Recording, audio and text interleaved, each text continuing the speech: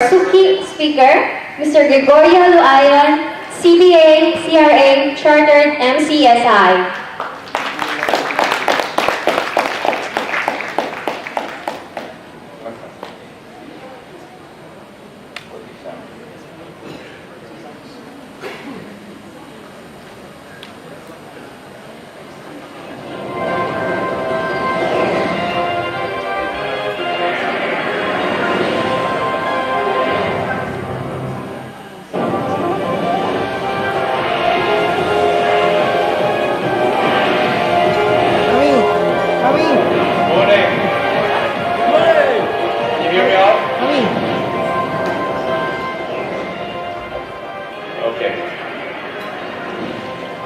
Good morning. Good morning. For $1,000, this is the next question. The $1,000 will be coming from Jmar over there in the back. Your question is, your first category, how you define a wealthy person. Is he a millionaire? B, he lives in the most exclusive compounds or subdivisions? Is he driving the latest luxury car, has the latest gadgets and fancy clothes? Or is he a person with a high net asset value? Call a friend? 50-50? Should be somebody with A? Could be D. So that's what we're going to be talking about for the next couple of minutes. Okay? So we're going to be looking at your personal financial planning, in particular in terms of how to increase your net worth without resorting to fraud, if I may add. Okay? How to increase your net worth in terms of building or managing or protecting your wealth. Okay, so as it is a workshop, then I will need you guys, therefore, to take up your pen. You might need your calculators later on because I'll ask you to do some calculations. Okay? First exercise. You have your pen with you? Yes. Okay. Can you please write, I am glad to be here today? Okay?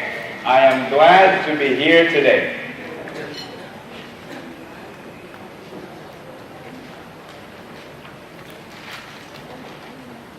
All done? Yes. All right. Cool. Now I want you to write the same thing with your other hand. Go on. Right under there. So I'm glad to be here today. You've written it down. I want you to write it down again with your other hand.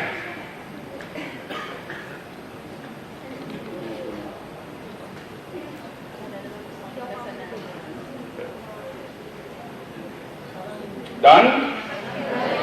Why is it taking so long than the previous one?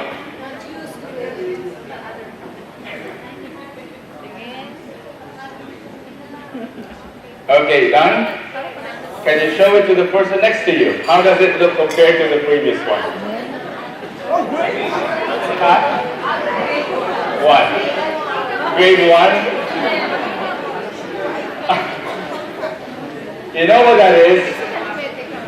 I think that's the beginning of the theme for you today. Because you see, the way you're writing it down, what that means really is, change is not easy.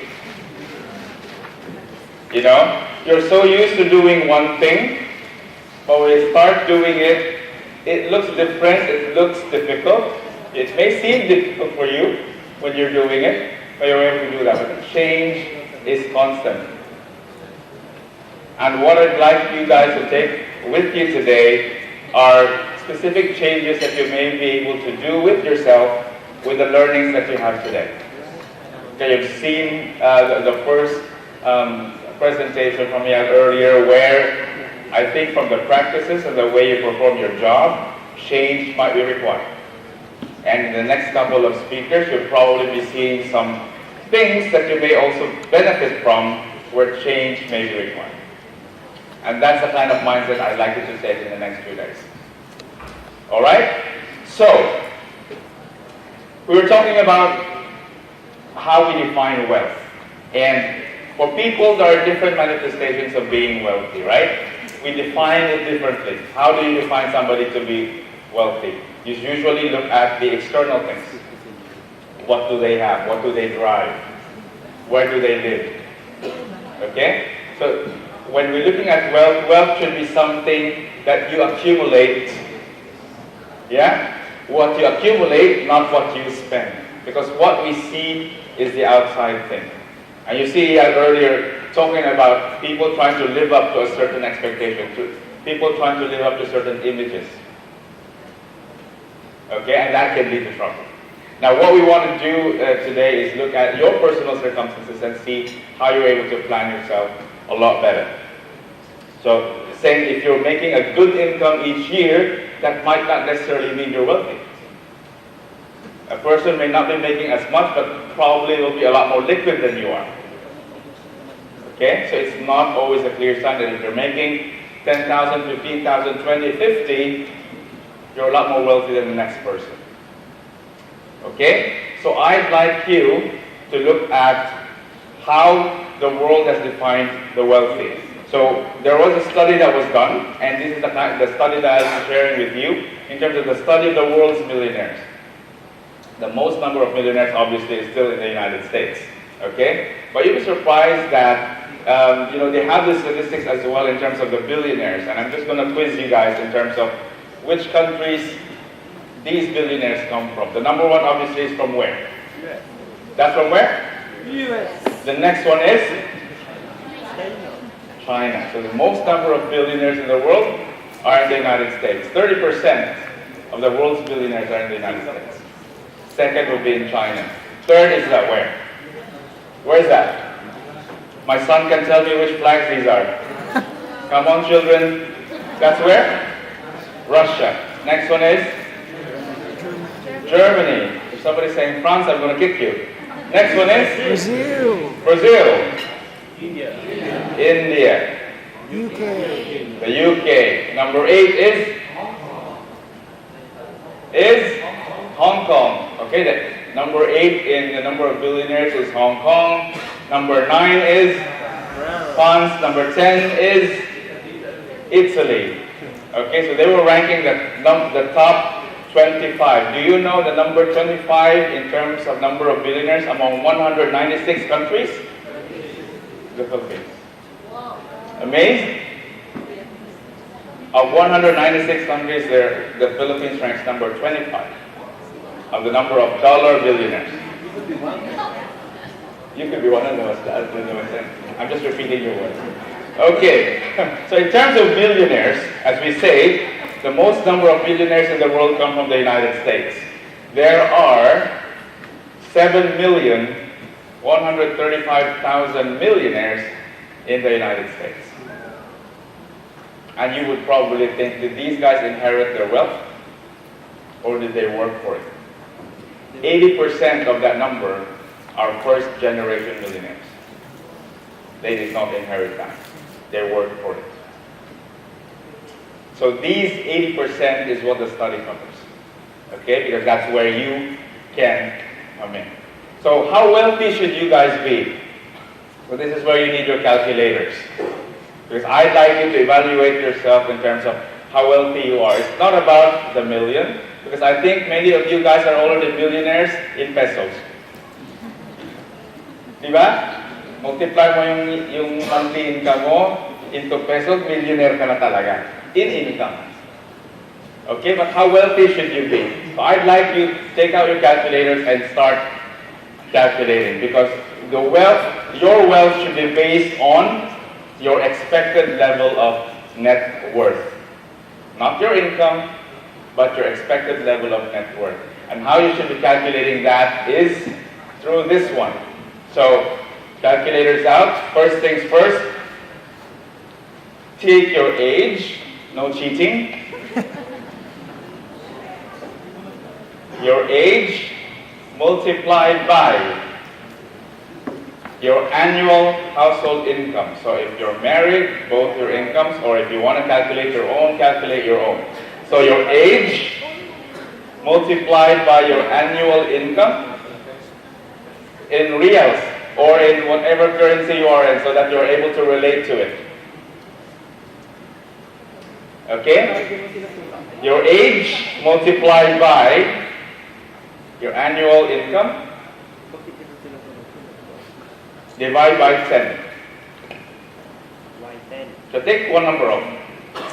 Because if you had to still use your calculator to divide by 10, naman accountants. Okay, so you multiply your age by your annual income, divide by 10, that should be your net worth.